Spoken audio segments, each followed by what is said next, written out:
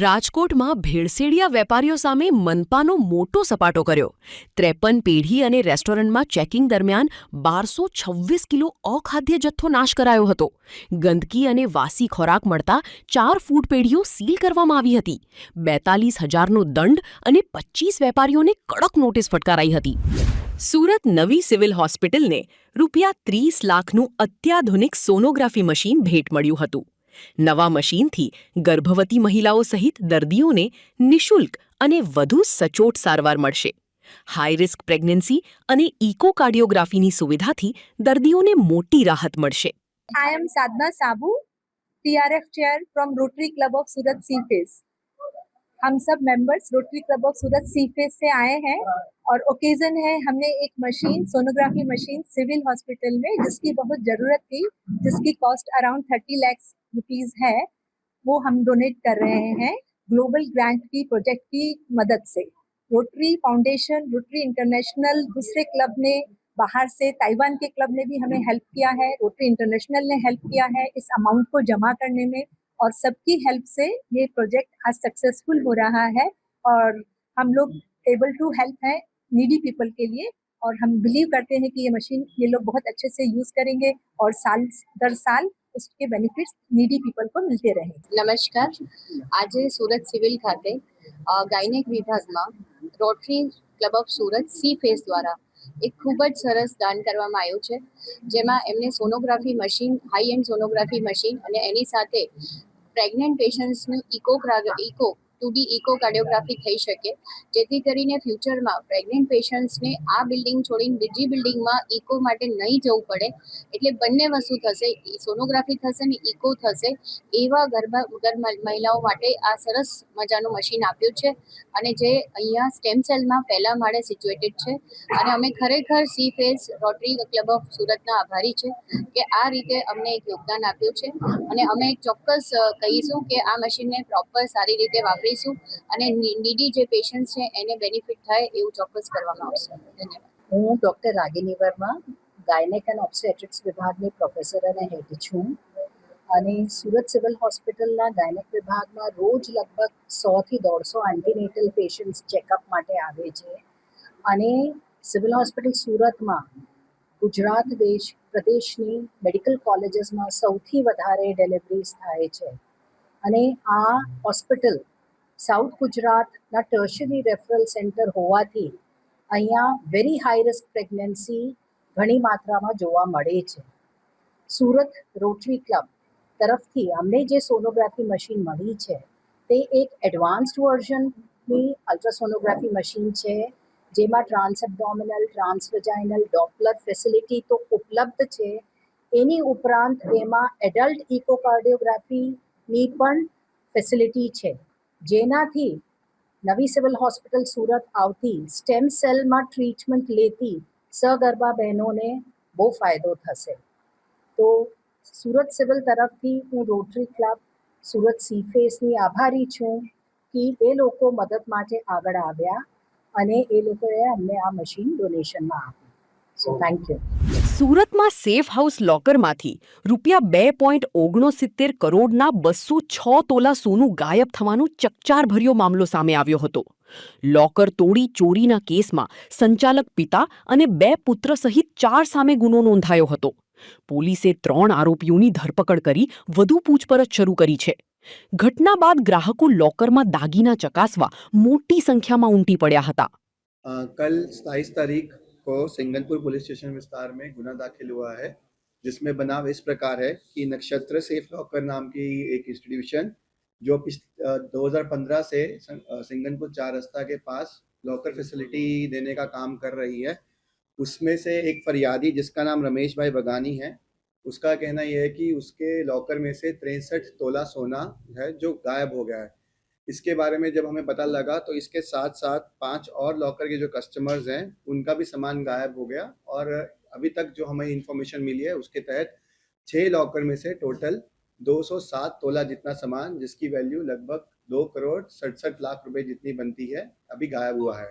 जैसे ही police station में ये माहिती मिली तो हमने जो लॉकर के ओनर हैं जिनका नाम महेश भाई डियोरा, उनके 2 बेटे हर्ष भाई और हरिकृष्ण, उनको हमने पकड़ा और उनसे जब क्रॉस क्वेश्चन किया तो हमें पता लगा कि उन्होंने एक आदमी जिसका नाम मनीलाल है उसके साथ डुप्लीकेट चाबी बना के ये जो 6 लॉकर है उसको तोड़ा और ये 6 लॉकर में से लगभग 207 तोला जितना सामान जो है वो निकाला और चोरी किया। जब हमें इसका कारण जानना चाहा तो हमें पता लगा कि उनका जो बेटा है हर्ष, उसने शेयर मार्केट में लगभग 3 करोड़ रुपए जितने पैसे गवा दिए थे, जिसकी भराई करने के लिए उन्होंने यह कदम उठाया।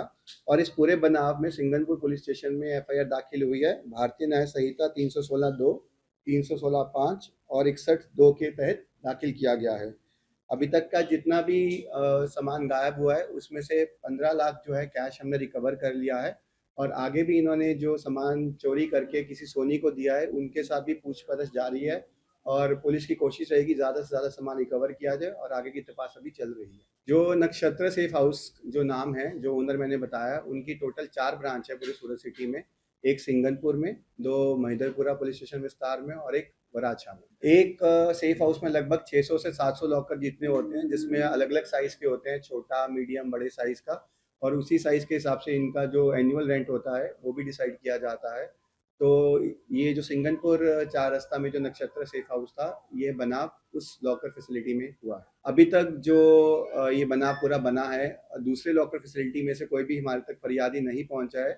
लोग अपने अपने लॉकर में से जो है सामान एक बार वेरीफाई और चेक कर रहे हैं। यदि कोई फरियादी हमारे पास आएगा तो जो भी लीगल कार्रवाई उसके तहत बनती होगी वो हम आगे करेंगे। ये जो इंसिडेंट है इसको बहुत सीरियसली लेना चाहिए, क्योंकि सूरत शहर जो बहुत ही एक डायमंड और ज्वेलरी पे डिपेंडेंट इकोनॉमिक्स है इसका, तो उसमें इस तरह का बनाव थोड़ा सा इस सिचुएशन को ग्रेविटी दिखाता है कि ये जो बनाव बना है इसमें से एक सीखने वाली चीज़ ऐसी है कि जो लॉकर फैसिलिटी है आप वेरीफाई करके जो आपको लगता है कि जिसके क्रेडेंशियल्स अच्छे हों, आप उसी लॉकर फैसिलिटी का इस्तेमाल करें और जो भी अपना सामान है वो कंटिन्यूसली चेक करें ताकि किसी तरह का कोई भी बनाव ना बने भविष्य। जो प्राथमिक तपास के तहत हमें मालूम हुआ है कि ये जो हमारा मेन फरियादी है रमेश भाई, ये इसने 2020 से इस लॉकर का इस्तेमाल करना शुरू किया था और जब हमने आरोपियों का क्रॉस क्वेश्चन की तो उन्होंने बताया कि ये जो बनाव बना है उन्होंने लगभग पिछले 1 साल पहले शुरू कर दिया था, जिसमें से कि इन्होंने लॉकर तोड़ना और उससे सामान निकालना धीरे धीरे अपनी रिक्वायरमेंट के हिसाब से किया और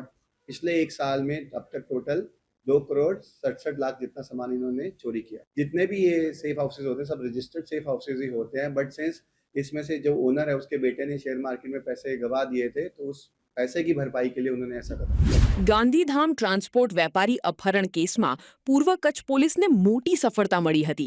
એ ડિવિઝન પોલીસે 7 આરોપીઓની ધરપકડ કરી છે।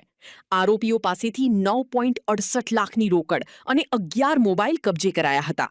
પોલીસે ઘટનાનું રીકન્સ્ટ્રક્શન કરી વધુ તપાસ શરૂ કરી છે। ગાંધીધામ શહેરના જે કાસુપાલો માર્કેટ છે, માર્કેટ વિસ્તારમાં છે, ત્યાં 12 વાગ્યાની આજુબાજુ એક બનાવ બનેલ જેમાં જે વ્યક્તિ છે જે આ કેસમાં ભોગ બનનાર છે, જે ફરિયાદી દિલીપ મજેઠિયા, એ ત્યાં એમના જે ઓફિસ છે ત્યાં જવા માટે ગાડીથી ઉતરેલ અને જ્યારે ઉતરેલ ત્યારે સામે એક કારમાં એક વ્યક્તિ બેસેલ જેમનું નામ જાવેદ છે। એ એમને અવાજ પાડીને બોલાવેલ અને પછી એમને સાથે પોતાને ગાડીમાં બેસાવેલ અને જે એમનું જૂની મિત્રતા હતી અને ઓલરેડી બંને ઓળખતા હતા એ પ્રમાણે દિલીપ એમને સાથે ગાડીમાં બેસેલ અને પછી ગાડીમાં બેસ્યા પછી થોડા આગળ જાય અને આગળ જાય પછી બીજા 2 વ્યક્તિઓ સાથે ગાડીમાં જોડાયા છે। પછી જ્યારે બધા સાથે ગાડીમાં જોડાય તો દિલીપને જાવેદના ઘરે જઈને જાવેદના ઘરમાં દિલીપને દોરડાથી બાંધીને ગોંધી રાખે છે અને આ આખા બનાવ દરમિયાન પછી જાવેદ દ્વારા દિલીપના જે ભાઈ છે જે દુબઈ રહે છે એમને વિડીયો કોલથી કોન્ટેક્ટ કરવામાં આવેલ અને પછી એમને પાસેથી પૈસાની માંગણી કરવામાં આવેલ। જે આ પૈસાની માંગણી કરવામાં આવેલ જેમાં જે જાવેદ છે, આ જાવેદ જે છે દિલીપ બાબતમાં, દિલીપના આખા પરિવાર બાબતમાં બધી વસ્તુ એમને પરિચયમાં અથવા તો જાણમાં હતી।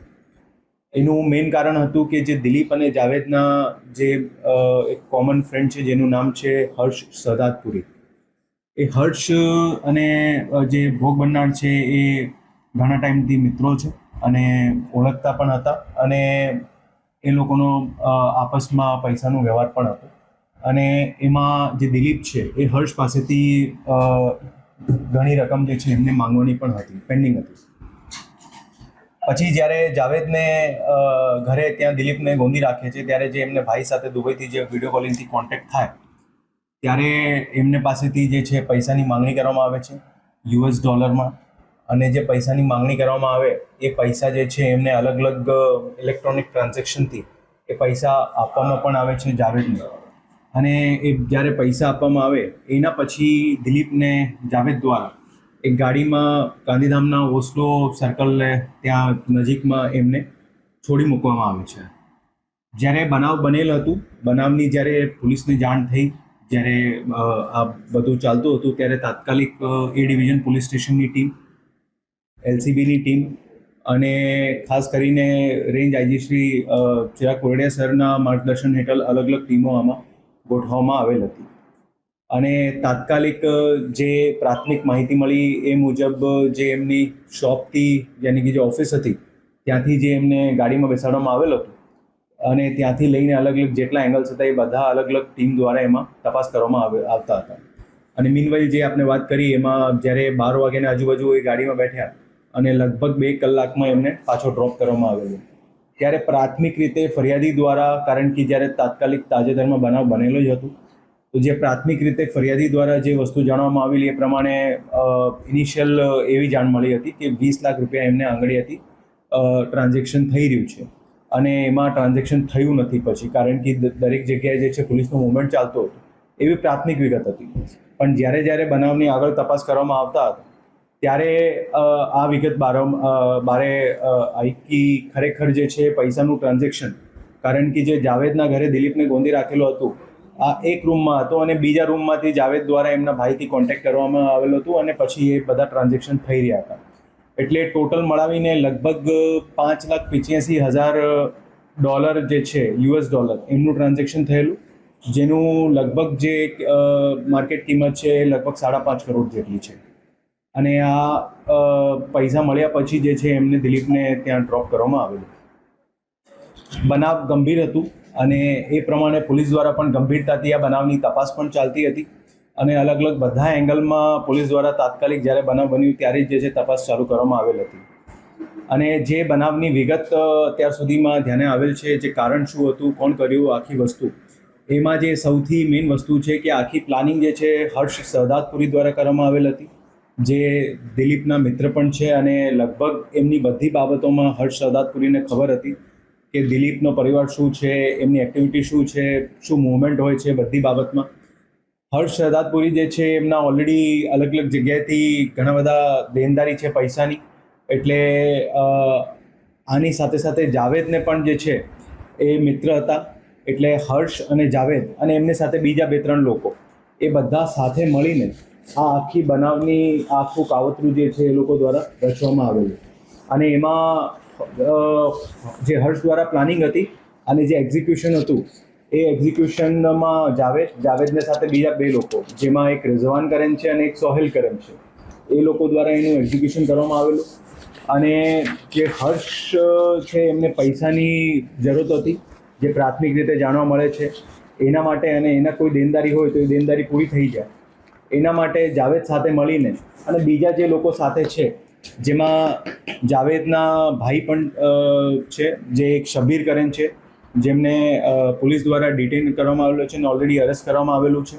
અત્યાર સુધી આ બનાવમાં ટોટલ 7 લોકોને અરેસ્ટ કરવામાં આવેલા છે, જેમાં એક છે હર્ષ કિશોરભાઈ સરદારપુરી, જે મેઇન પ્લાનર છે. એની સાથે સાથે એક રાજ ધનવાની, જે રાજ ધનવાની છે ઓલરેડી જૂના એમના વિરુદ્ધ સાયબર ક્રાઇમના પણ ઓફેન્સ દાખલ છે. રાજ ધનવાનીનું પણ આમાં રોલ છે કે જે ઓવરઓલ પૈસાનું ટ્રાન્ઝેક્શન થયું દુબઈથી એમાં એમને કન્વર્ટ કરવામાં, પ્લસ આ કઈ રીતે આખું કરવામાં એમાં જાવેદને શીખવવામાં પણ એમનું રોલ છે. પ્લસ એમની સાથે સાથે એક ઇબ્રાહિમ બુચ્ચડ કરેન છે, હુસૈન બુચ્ચડ, શબીર સાયચા, લક્ષ્મણ ઉર્ફે લચ્છુ હેમનાની, સચિન આનંદાની, એ 7 લોકોને અત્યારે પોલીસ દ્વારા ધરપકડ કરવામાં આવેલી છે. બીજા જે 3 લોકો વોન્ટેડ છે એમાં જાવેદ સાયચા, રિઝવાન ખીચા અને સોહેલ બુચ્ચડ, એ બધા ગાંધીધામ અને અંજારના છે. એટલે એ લોકોને અત્યારે પોલીસ દ્વારા શોધખોળ કરવામાં આવી રહી છે અને જે અત્યારે 7 લોકોની ધરપકડ કરવામાં આવેલી છે એમની રિમાન્ડની તજવીજ આગળમાં કરવામાં આવશે અને આગળની કાર્યવાહી પણ જે છે અત્યારે એ ડિવિઝન પોલીસ સ્ટેશન દ્વારા ચલાવવામાં આવી રહી છે. અત્યાર સુધીમાં ટોટલ લગભગ 9.5 લાખ રૂપિયા જેટલી રિકવરી થઈ છે અને બીજા પણ રિકવરીના પ્રયાસો પોલીસ દ્વારા ચાલુમાં છે. જે આરોપી છે જાવેદ સાયચા, જેમાં ગાડીમાં શરૂઆતમાં જ્યારે દીપકને બેસાડેલ, એમના વિરુદ્ધ જૂના ગુના પણ દાખલ થયેલા છે મિનરલ્સ એન્ડ માઇન્સ એક્ટના, અને પ્લસ એની સાથે સાથે જે બીજા આરોપી છે એમનો પણ ગુનાહિત ઇતિહાસ છે. જે ઓવરઓલ અત્યાર સુધીમાં પોલીસને વિગતો મળી છે એ પ્રમાણે જે તપાસ કરવામાં આવી રહી છે અને એની સાથે સાથે આગળમાં પણ જે લોકો અત્યારે પકડવાના બાકી છે એમની પણ તજવીજ ચાલુમાં છે. પ્લસ જે વિગતો આગળમાં ધ્યાને આવશે એ પ્રમાણે અલગ અલગ બધા એંગલમાં પોલીસ દ્વારા તપાસ કરવામાં આવશે. રાજકોટના રઘુવંશી પરિવારના સામૂહિક આપઘાતના પ્રયાસમાં 3 સભ્યોના મોત થયા હતા. સારવાર દરમિયાન પિતા અને પુત્રે પણ દમ તોડતા ઘટના કરુણાંતિકામાં ફેરવાઈ હતી. પોલીસે ઘટનાના કારણોને લઈને ઊંડાણપૂર્વક તપાસ શરૂ કરી છે. આર્થિક સંકટ, વ્યાજખોરી અને અન્ય તમામ પાસાઓની તપાસ ચાલી રહી છે. ગઈકાલે યુનિવર્સિટી પોલીસ સ્ટેશન વિસ્તારની હદમાં અજંતા પાર્ક, જે ગંગોત્રી ડેરી સાધુ વાસવાણી રોડ છે, ત્યાં એક પરિવાર રહેતો હતો, જેમાં દિલીપભાઈ નટવરભાઈ ખખ્ખર, જેની ઉંમર વર્ષ 72, તથા તેમના પત્ની સ્મિતાબેન તથા તેમનો પુત્ર નિશિતભાઈ સાંજના 6:20 આસપાસ હોસ્પિટલથી દવાખાના વર્ધી આવેલી, જેમાં દવાખાના વર્ધીમાં એવું જણાવવામાં આવેલ કે ત્રણેય છે એક જ પરિવારના છે, જેઓ સેલ્ફોસના ટીકડા પી ગયા અને જે હાલ તાત્કાલિક લાવવામાં આવેલ છે. તે દરમિયાન સ્મિતાબેનનું સ્થળ ત્યારે જ મૃત્યુ થઈ ગયેલું હતું ને દિલીપભાઈ તથા નિશિતભાઈ છે તેઓ સારવાર હેઠળ હતા, પણ એ પણ મોડી રાત્રે એ બેનું પણ ડૉક્ટરોએ મરણ જાહેર કરેલ છે. હાલ જાણવા મુજબ એક જ પરિવારના તમામ સભ્યો સામૂહિક આપઘાત કરેલ છે, જેથી એનું હાલ તાત્કાલિક કારણ જાણવું હાલ તપાસ ચાલી રહી છે. એમાં એમનો દીકરો જે નિશિત છે, એ નિશિતના હાલમાં શું એ પોતે કયા ધંધા સાથે સંકળાયેલો હતો, તેના મિત્રો કોણ હતા, શું હતા, એ બાબતની હાલ તપાસ પોલીસ દ્વારા કરવામાં આવી રહી છે. અને હાલ આપઘાતનું કારણ હાલ હજુ અકબંધ છે, પણ એ બાબતમાં પોલીસ આગળ તપાસ કરી રહી છે. હા, તમામ દિશામાં તપાસ કરવામાં આવશે. વ્યાજે પૈસા લીધા હતા કે કોઈ ધંધામાં ખોટ ગઈ હતી કે પોતે શું એ હતું, જેના બાબતે તેમની તમામ કોલ ડિટેલો કાઢીને ચકાસી અને આગળની બધી તમામ પ્રોસિજર કરવી અને એને શું કારણોસર આપઘાત થયેલ છે એ બાબતની તપાસ હાલ યુનિવર્સિટી પોલીસ દ્વારા કરવામાં આવી રહી છે. ના, હાલ કોઈ સુસાઇડ નોટ એવી કંઈ મળેલ નથી.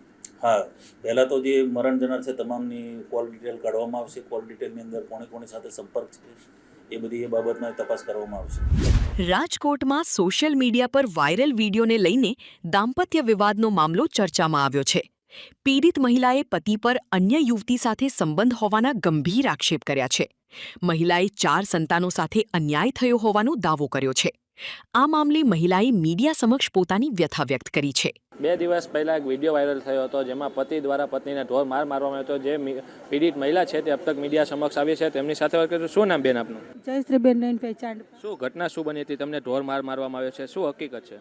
મારી હકીકત એ જ સબ છે કે આપણે રજૂઆત એ જ કરું છું કે મેં મારા પતિને વારંવાર છોકરી સાથે વાતચીત કરતા જો, વારંવાર એને મળવા જતા જો, હું વિરોધ કરું છું. એટલે મને આ ઢોર મારે છે. તો મારે આનો ન્યાય જોઈએ છે કે એ છોકરી આને છોડી દે, મારો પરિવાર બચી જાય, કે મારે 4 બાળક મૂકી અને હું 4 દિવસથી રજરું છું. તો મારે હું કરવું? આનો ન્યાય જોઈએ. આ છોકરી કોણ છે ને કઈ રીતના આપના પતિના સંપર્કમાં આવી હતી? આ છોકરી કે મારા પતિના કોન્ટેક્ટમાં નથી આવી. મેં મારી બેબીઓને ટ્યુશન ક્લાસીસ કરાવવા માટે મેં રાખી હતી, તો એ લેટ થઈ જતો એને ઘરે જવા માટે, તો એકલી રહેતી હતી. એટલે મને એમ કે આ અંકલ આંટી ગઈ છે તો આ દીકરી છે, તો હું એમ કહેતી કે બેનને છોડતા હો ને એના ઘરે તમે. તો ક્યારેક મારો નનકો બાબો જાય, ક્યારેક સાથે હું જાતી, ક્યારેક હું રસોઈ બનાવતી. એટલે મારા પતિ કહું તમે મૂક્યા ને એને મોડું થઈ કે બિચારીને બીજા ક્લાસીસ કરાવો. પણ એનો ફેર હતી મને ખબર નથી. મને વર્ષથી 6 મહિના પછી ખબર પડી ને એનો વિરોધ કરું છું. એટલે આજ મારા હાલ છે કે આજ મારે સતત માર ખાવાનો રહી છે. એ છોકરી કહીને એમ જ મને બ્લેકમેલ કરે છે બે મળીને. અને છોકરી એમ કહે કે વાલે 3 વર્ષની સજા દેવડાવીશ મારા વિડીયો વાયરલ કર્યા એટલે. તો મારું ઘર 4 વર્ષથી બરબાદ થઈ ગયું છે. હું 4 વર્ષથી આ જ રીતે હેરાન થાઉં છું અને આજ માર ખાવાનો વારો આવે છે છેલ્લે. આપણે પોલીસ સમક્ષ રજૂઆત કરી કે કેમ?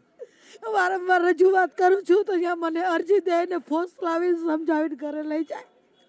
એક દિવસ શાંત રહી, બીજા દિવસે તો મારી આ જ પરિસ્થિતિ હોય. શું આપના પતિ દ્વારા શું બ્લેકમેલિંગ કરવામાં આવે છે? એ મારા પતિ એમ કે મને હેરાન કરે તો હું તને હેરાન કરી શકું, એને કાયદો કરી શકું. તો કાયદો એક માટે તો નથી સરબત, એની માટે કાયદો સરબત. હું જ્યાં પીડિતા તરીકે હું 4 વર્ષથી હું જ્યાં બધું ઝીલું છું. માર ખાવાનું, હેરાન થવાનું, બધી બ્લેકમેલ ટોચે બધી મારી માથે જ છે. કેટલા સમયથી આપણા પતિને આમની સાથે અફેર છે? 4 વર્ષથી એને સતત છોકરી એમ કહે છે મારા ઘરવાળાને કે આને ઠેકાણે પાડી દો તો આપણે મેરેજ કરી લે. હવે શું આપની શું માંગ છે? મારે ન્યાય જોઈશે. મારો એક જ ન્યાય છે કે મારે 4 બાળક મૂકીને હું ક્યાં જાઉં? ક્યારે મારા મેરેજ થયા 24 વર્ષ થયા. આજે જે પ્રમાણે ચોક્કસ જે આ મહિલા છે જે અમે અબતક મીડિયા સમક્ષ ચોધા આંસુએ રડી રહ્યા છે અને ન્યાયની માંગ કરી રહ્યા છે. કેમેરામેન હર્ષ સિંજવાડિયા સાથે કરણ જોગલ, અબતક ચેનલ, રાજકોટ. રાજકોટમાં સોશિયલ મીડિયા પર વાતચીતના મામલે યુવકની હત્યાનો ચોંકાવનારો બનાવ સામે આવ્યો હતો.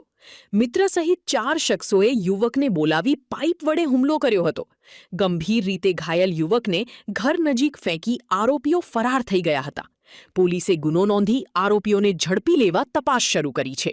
ગઈકાલે તારીખ 27/7/2026ના રોજ રણનગર પોલીસ સ્ટેશન વિસ્તારની હદમાં લુખડિયાપરા છે, જેમાં બપોરના 2:30 વાગ્યાના અરસામાં આ કામે મરણ જનાર ઉમંગભાઈ રણજીતભાઈ જે છે તેઓ પોતાના ઘરે હાજર હતા. ત્યારે આ કામના આરોપી નજીરભાઈ ઉર્ફે ઘેટી જેઓ મરણ જનાર ઉમંગભાઈના ઘરે ગયેલા અને તેઓને ચા પીવાનું કહી અને ચાલ ચા પીવા જઈએ એમ કહીને એને પોતાની સાથે લઈ ગયેલા. ત્યારબાદ એ પોતે અને તેના મિત્રો જે નાજીરભાઈ છે તેની સાથે આસિફભાઈ, સુજલભાઈ જે એના મિત્રો છે એની સાથે લઈ જઈ અને મોરબી રોડ બાજુ લઈ જઈ અને આ જે મરણ જનાર ઉમંગભાઈ છે જેઓને મરણતોલ માર મારેલો અને મરણતોલ માર માર્યા બાદ ફરી લુખડિયાપરા પાસે આવી અને એના ભત્રીજાની વિજય ભત્રીજો છે એના દુકાન પાસે આવી અને ત્યાં મૂકી અને જતા રહેલા. ત્યારબાદ આ મરણ જનાર ઉમંગભાઈ જે છે તેઓને ત્યાં આગળ મરણતુલ હાલતમાં પડેલો હોય એને તાત્કાલિક હોસ્પિટલ ખાતે લઈ જવામાં આવેલો, પણ હોસ્પિટલ ખાતે તેઓને મરણ જાહેર કરેલું. એ બાબતની એના પિતાશ્રી રણજીતભાઈ પૂનાભાઈ જખલિયાનાઓની ફરિયાદ લેવામાં આવેલી છે. ફરિયાદ લીધા બાદ પુરાનગર પોલીસ તેમજ ડીસીબી તેમજ તમામ પોલીસની ટીમો બનાવી અને તાત્કાલિક આરોપી ધરપકડ કરવા માટે ચક્રો ગતિમાન કરેલા અને હાલ તમામ આરોપીની ધરપકડ કરેલી છે. એમાં 4 આરોપીની ધરપકડ કરવામાં આવેલી છે, જેમાં 3 મેજર છે, જેમાં એક નાજીરભાઈ ઉર્ફે ગેટી જુસફભાઈ નગામણા, બીજો છે આસિફ ઉર્ફે ગુલામ મોહમ્મદ અને ત્રીજો છે સુજલભાઈ કાલુભાઈ રામાવત બાવાજી અને એક કાયદાના સંઘર્ષમાં આવેલ કિશોર છે. આમ 4 લોકોની ધરપકડ કરવામાં આવેલી છે. હાલ અત્યારે કારણ જાણવા મળ્યા મુજબ જે આ કામના આરોપી જે નજીરભાઈ છે તેઓની બેન સાથે આ મરણ જનાર ઉમંગને કોઈ સંબંધ હોય તેમજ તેની સાથે વાતચીત કરતો હોય અને તેના ફોનમાં વાતચીત કરતો એવી વેમ શંકા રાખી અને બનાવ બનેલાનો હાલ જાણવા મળે છે.